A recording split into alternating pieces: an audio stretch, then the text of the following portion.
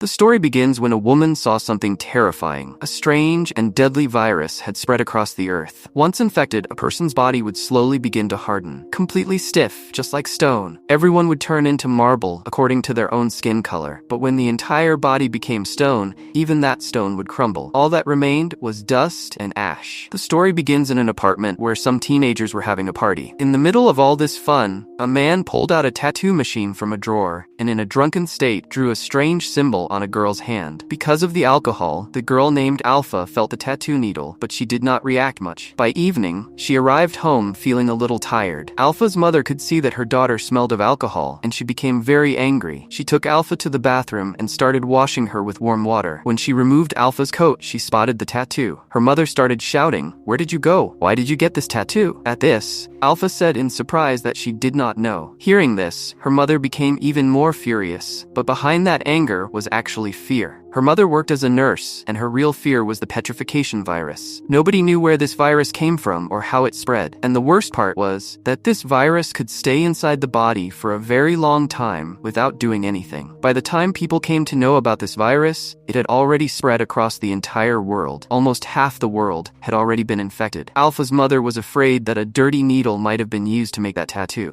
She quickly used alcohol to disinfect the area and said, "Come to the hospital tomorrow. You need a tetanus shot." In the evening, Alpha heard her mother muttering angrily to herself. She assumed her mother was talking about her, and feeling angry and hurt, she went to her room. Looking at the building across from them, an idea came to her mind. She put on her shoes and coat, picked up her backpack, and began preparing to run away. But just as she stepped onto the balcony, a strong storm caused the building to shake. Despite the danger, Alpha went outside. Hearing her daughter scream, the mother rushed to the bathroom. Alpha was somehow hanging on for dear life. Suddenly, the building shook, and the storm calmed down. The mother then pulled her daughter to safety and brought her back inside. Seeing her mother so deeply hurt, Alpha embraced her and kept saying sorry again and again. This time, her mother did not scold her. She simply said, "It's okay, be careful from now on." The next morning, Alpha went to the hospital where her mother worked. The nurse prepared the tetanus injection, but Alpha was afraid of needles. The nurse thought that perhaps Alpha did not trust her and offered to call her mother, but Alpha stopped her and said that she would give herself the injection. In order to find out whether there was a virus in her daughter's body,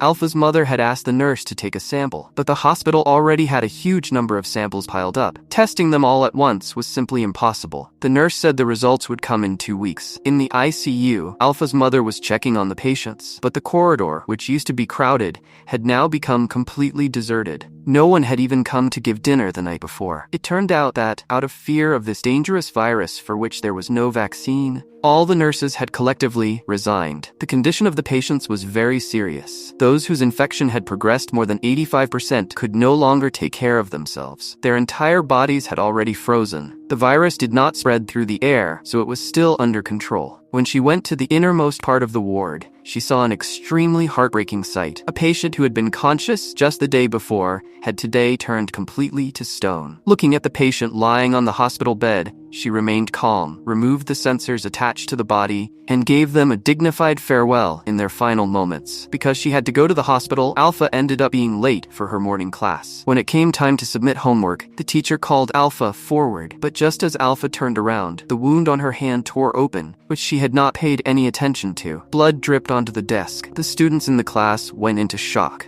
Everyone panicked. Alpha tried to explain that it was just a cut on her hand, but the fear of this virus was so great that everyone began to believe that Alpha had been infected, and they wanted to stay away from her. To prevent the class from panicking further, the teacher sent Alpha to the school doctor's room. All of her friends were looking at her in a very strange way, and this made Alpha very sad. But she had no other choice. She packed her books and quickly left the classroom. As soon as Alpha stepped outside, a boy named Adrian came running after her. Adrian and Alpha were actually in love with each other. Returning home, Alpha was about to rest when she turned around and saw an extra bed in her room. Confused, she went to the living room and saw that everything was turned upside down. She thought a thief had broken into the house, and she started calling her mother. But just as she turned back toward her room, she saw a strange man lying inside. Frightened at the sight of this strange man, Alpha hid in the kitchen. She locked the door, but he started knocking from outside. Alpha picked up a small knife from the table and told the man not to come near her, but the man didn't seem bothered at all. He told Alpha to look. Don't be afraid. He said, I am your uncle, your mother's younger brother. When you were little, you were raised in my arms. But Alpha had no memory of any uncle. If she really had an uncle, why had he never shown up in the past 10 years? Facing Alpha's suspicions, her uncle Amin only said that his health remained poor and he lived in different places. He told her he had only just come back now. At the moment, he had nowhere to stay, which is why he had come to their home. What Amin said seemed reasonable, but Alpha still could not bring herself to trust him. Just as she was trying to remember whether she really had an uncle, Amin stepped forward and snatched the knife from her hand. At that moment, Alpha's mother came home from work. As soon as Alpha saw her mother, she ran to her for help. Her mother said, have you met your uncle? Now it was clear that Amin was telling the truth. Anyway, later Alpha went to the hospital for sample collection. But because there were too many patients, she had to first wait in the inquiry area. As soon as Alpha sat down, she saw her English teacher bringing in an infected old man. Alpha said hello to the teacher. After her sample was collected, Alpha went back to school and attended her classes. But during sports class, the wound on her hand tore open again, and blood got onto the volleyball. Seeing blood on the ball, her classmates looked at Alpha with disgust and hatred. Even her teacher was afraid that Alpha might be infected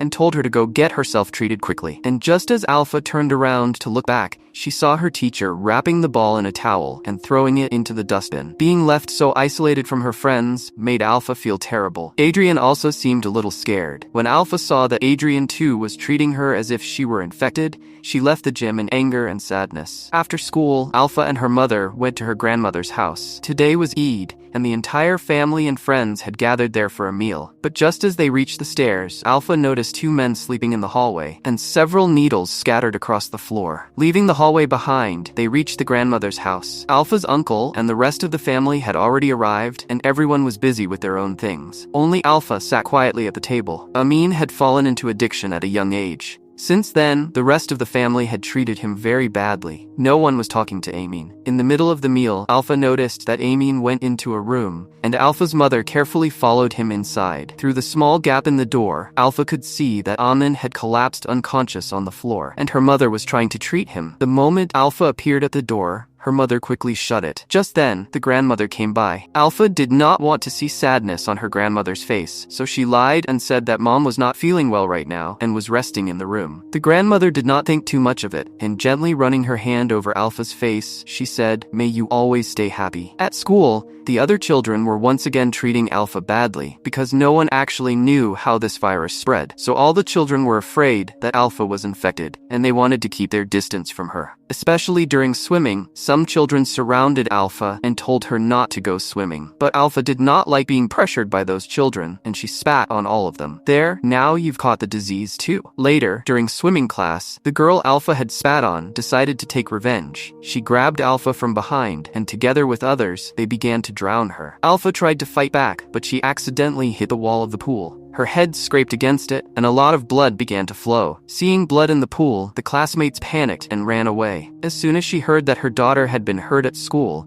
the mother rushed over immediately, but the principal did not punish the misbehaving children. The truth was that the school had been receiving a large number of complaints from parents. The parents were expressing concern that Alpha might be infected, and were saying to not keep her with their children. Alpha's mother said to wait until the report came in, but the principal said, "Take her home and come back only when the report is clear." Seeing the principal's behavior, the mother had no choice but to accept the reality. Going back to the hospital, the mother pulled out Alpha's report. But this virus stays dormant inside the body for so long that even a blood test cannot confirm it until symptoms appear. The mother now thought of another way and took Alpha to the examination room. She carefully checked Alpha's throat and the rest of her body. According to the symptoms, if infection is present, the throat area becomes stone-like first. A dust-like substance similar to stone powder comes out while coughing, and pain occurs in the stomach due to stone formation inside. The mother carefully checked Alpha's throat but found no stone dust, and there was no reaction in the stomach either. Just as the mother thought that Alpha was not infected, Alpha began coughing hard. Seeing stone dust near Alpha's mouth, the mother completely froze. Alpha also caught her mother's gaze and immediately ran toward the mirror. Seeing herself in the mirror, she was stunned. She had never imagined that a party would make her sick. Learning that her daughter was truly infected, the mother became completely restless. She quickly began looking for a cure. But this stone virus had been spreading for 10 years already, and scientists were completely helpless. Developing a vaccine was a distant dream. They had not even managed to understand how this virus spread. All they knew so far was that infected patients began to see strange and bizarre things. Feeling hopeless, she lay down at a desk, unable to figure out what to do. She went into Alpha's room and tried to comfort her daughter. But at the door, she witnessed a strange scene. Amin and her daughter were lying on the bed, both moving, and both of them were moving in exactly the same way. Seeing her daughter in pain, all she could do was offer comfort. She began to pray for her daughter, and in that moment she remembered the time when the virus first spread. Back then, a huge number of virus-stricken people had rushed to the hospital,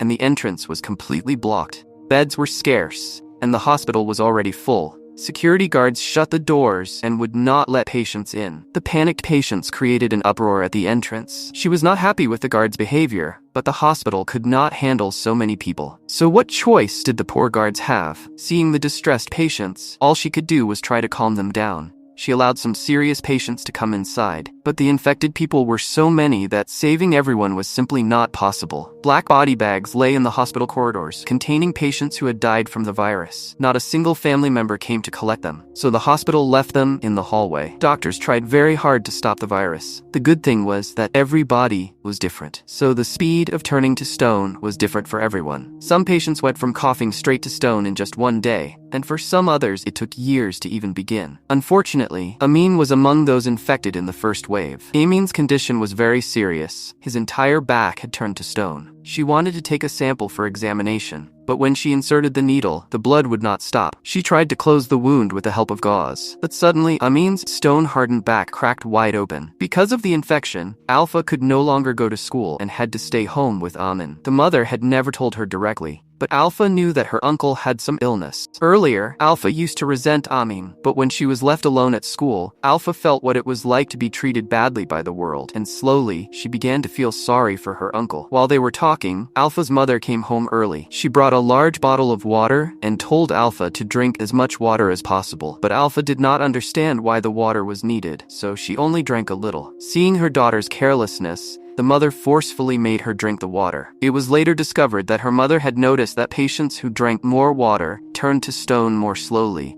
and the throat also got some relief. But Amin knew that all of this was pointless. After all, he too was infected. The effect of water was very little. If an infected person's body was weak, the virus could turn the entire body to stone within 3 hours. There was only one cure for this infection, and that was a vaccine. But she was just an ordinary doctor. The greatest scientists in the world had not been able to do anything in all these years, so what could she possibly do? Amin tried to explain to his sister that if Alpha was already infected, she should not be kept locked up inside the house. Let her live life fully. Who knows how many days this child has left? But out of fear that Alpha might spread the virus, the mother flatly refused. This caused a huge fight in the house. Afraid that her daughter might run away before she could leave, the mother locked the door. In the evening, a sad Alpha tossed and turned on her bed, feeling as if her life would just end like this. Then a loud noise came from above. When Alpha opened her eyes again, everything was normal. It turned out that it was all just a dream. Seeing his sad niece, Amin opened the window and quietly sneaked Alpha out of the house. They ended up at a bar that was full of infected people. Everyone there was talking, laughing, and none of them felt as though they were doing anything wrong. In that place, they felt free from the pressure of the outside world. No one judged them there. No one treated them badly. Seeing this, Alpha's depressed mood changed instantly, and she began dancing with the infected people in the hall. They kept enjoying themselves until morning. Then Alpha left with her uncle. Amin told Alpha that in whatever time remained, she should do everything she ever wanted to do, and let out all her hidden feelings. Hearing Amin's words, Alpha thought of Adrian and went outside his home. Adrian was happy to see Alpha, but at that moment, Alpha noticed that Amin had the exact same tattoo on his back that she had on her. That was when the truth came to light. That tattoo had actually been made by Adrian on that day, and it was because of that very tattoo that she was sick today. In anger, Alpha told Adrian that his tattoo machine had the virus. She said, "Go get yourself tested quickly." Before Adrian could say anything, Alpha had already left the apartment. Alpha sat on a bus, as if she wanted to distance herself from the world, but her uncle was already on the bus. Amin now took Alpha to the seaside and told her, "Will you do something for me?" Alpha thought that perhaps her uncle needed some peace, but suddenly she realized that Amin had gotten drugs from somewhere. Alpha wanted to stop him, but those words stopped right at her lips. She could not figure out how to begin. Before she could say anything, Amin had already lost consciousness. Alpha ran to the nearby hotel and called her mother. As soon as she heard about her brother's condition, the mother arrived there immediately. As she made her way there, memories of a past day came to her. Almost 10 years ago, at this very seaside and at this very hotel, Amin had secretly brought little Alpha out of the house. In the room, he had taken drugs, but young Alpha had no idea. She thought her uncle was simply tired. By the time Alpha's mother arrived, Amin had stopped breathing. Fortunately, the mother had brought an adrenaline shot with her, and she somehow managed to save Amin. Today, the very same thing had happened again. Amin's condition began to deteriorate once more, and slowly his entire body turned to stone. Seeing her brother, with only half his face remaining,